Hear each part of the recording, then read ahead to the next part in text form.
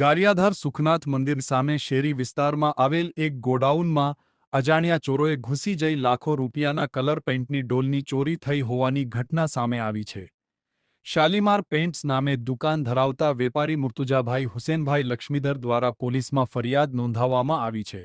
જે ફરિયાદ મુજબ ફરિયાદી કલરનો વેપાર કરતા હોય અને દુકાનનો માલ સુખનાથ મંદિર સામે આવેલા ગોડાઉનમાં રાખવામાં આવતો હતો.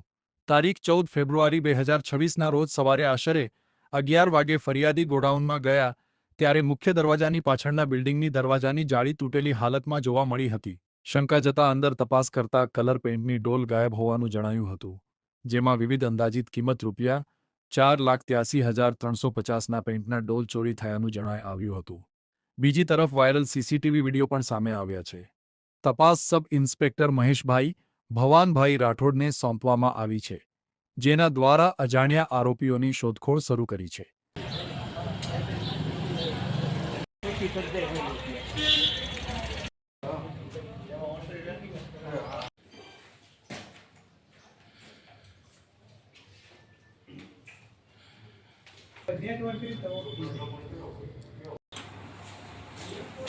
वही हो रहा है जब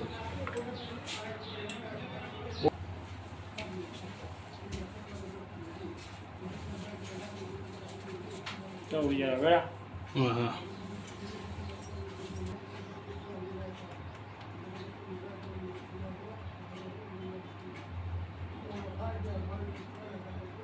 બોલો લઈ જઈ